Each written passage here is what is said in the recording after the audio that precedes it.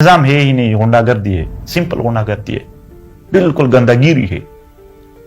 यानी अगर किसी ने हक बात की, कोई कानून नहीं, कोई आईन हरकत में नहीं आएगी, वीगो डाले हैं यहाँ एसआई के, वो हरकत में आ जाएगी।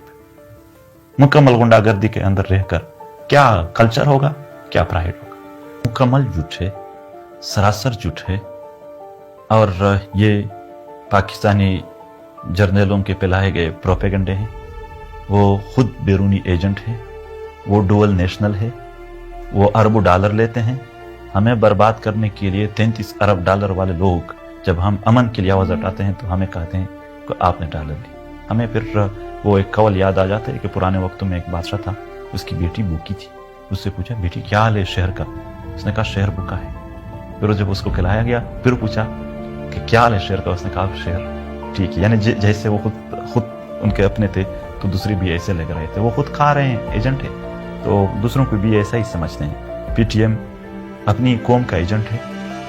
मैंने 2018 में ये बात की थी कि we are the only agents of our nation. अगर उनको बुरा लग रहा है तो उसको सिर्फ इतना कह दें कि झंडा भी हमारा अपना है और हम एजेंट भी अपने कौम के हैं। अब हम अपने अमन के लिए बात करें और ये कहे कि अमन के लिए बैरूनी इमदाद मिल रहे हैं, तो फिर आप किस चीज के लिए काम कर रहे हैं? ये तो आप अपने आप को खुद बदनाम कर रहे हो कि दुनिया के दीगर इदारे यहां अमन के लिए पैसे दे रहे हैं और हम जंग चाह रहे हैं। यहां पर दुनिया के कुव्वतों की फायदे जंग में है, हम तो अमन मांग रहे हैं। आज भी दुनिया में जब किसी कौम पर सैलाब आ जाता है, मुल्क पर, तो वो गम से निडाल हो जाते हैं। ये एक ऐसा मुल्क है कि सैलाब में भी ये खुशी से झूम उठते हैं कि फिर भीख मांगने का या पैसे लूटने का या दादे लेने का कोई मौका मिल गया। और वो हुकूमतें यहाँ पर थोड़े किस्मत वाले समझे जा रहे हैं जिसमें ये हो जाए कुछ, ताकि दुनिया से कुछ मिले। ये खुद ऐसे लोग हैं कि हर मौके पर डॉलर ले रहे हैं। हम न तो एजेंट है और न हम बैरूनी एजेंडे वाले लोग हैं। ये बैरूनी एजेंडे वाले भी है, ये एजेंट भी है। हम अपने कौम के हकीकी तर्जुमान हैं, अपने इलाके और अपनी मिट्टी के वफादार लोग हैं। हम डुअल नेशनल नहीं है, हम सिर्फ पख्तून हैं और यहाँ रह रहे।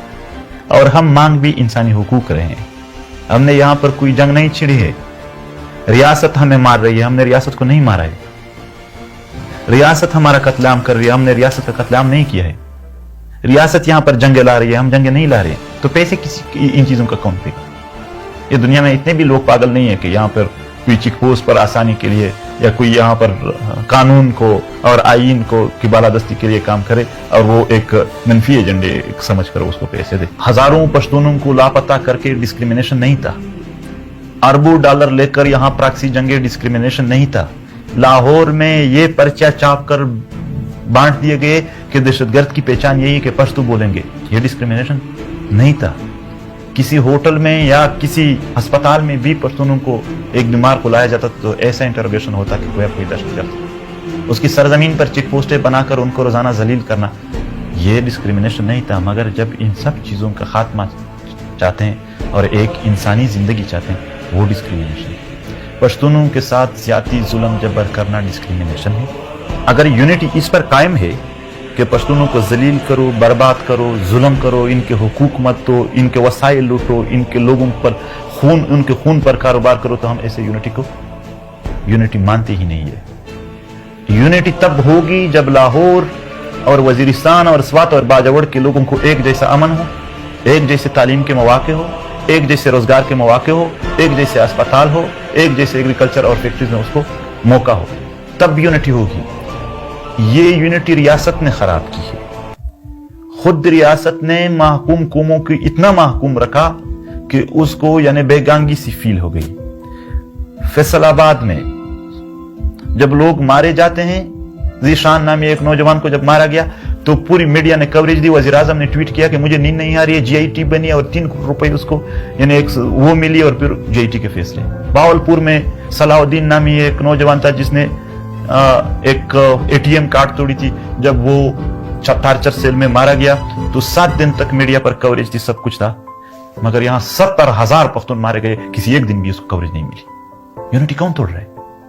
کیا یہاں پر یہ یونٹی ہے کہ صرف ایک صوبے کے لوگ ہوں گے, اس کے حقوق بھی ہوں گے, اس کے وسائل بھی ہوں گے, اس کے لیے میڈیا بھی ہوگی, اس کے لیے جی آئی ٹی بھی ہوگی, وزیر اعظم سے لے کر دیگر منسٹر اور جنرلوں تک سب ان کے غم کھائیں گے, باقیوں کے نہیں کھائیں گے, تو پھر یونٹی کس نے توڑی؟ یونٹی ہے کہاں جو ہم توڑ رہے ہیں؟ یونٹی کو تو آپ لوگوں نے ختم کر دیا. ریاست نے خود ایسے منصوبے بنا دیے جس کی وجہ سے یہاں پر کوئی یونٹی رہی ہی نہیں ہے. ذہنی طور پر تو سب کو انہوں نے تقسیم. بلوچوں کے ساتھ وہ کیا کر رہے ہیں؟ نشتر حال اسپتال کے چھت پر 500 بلوچ اور پشتون پڑے ہیں اور یونٹی ہم خراب کر رہے ہیں. آپ لوگوں کے ایک گھر کے 18 بندے مار رہے ہیں, وہ یونٹی خراب کرنا نہیں ہے. جب وہ لوگ انصاف کے لیے عدالت کی طرف رجوع کرے تو آپ اس کو غدار کہو گے, تو ظاہر سی بات ہے یونٹی کہاں رہے گی؟ یونٹی تب ہوگی جب, دیکھو ابھی تمام سیاسی پارٹیوں نے جس کی قائدین اکثریت پنجاب سے, انہوں نے اس فوج کے خلاف بات بھی کی, ان کے نام بھی لیے, تب بھی اس کو میڈیا پر کوریج بھی ہے اور سب کچھ دیا جا رہا ہے. پر ہم نے صرف اقتدار کے لیے نہیں, لوگوں کی عزت دینے کے لیے, لوگوں کی زندگی بچانے کے لیے جب ریاستی اداروں پر تنقید کیا تو ہمیں نہیں ملا جا رہا ہے. تو کیا ہے یہ یونٹی ہے؟ یونٹی تو انہوں نے ختم کی ہے.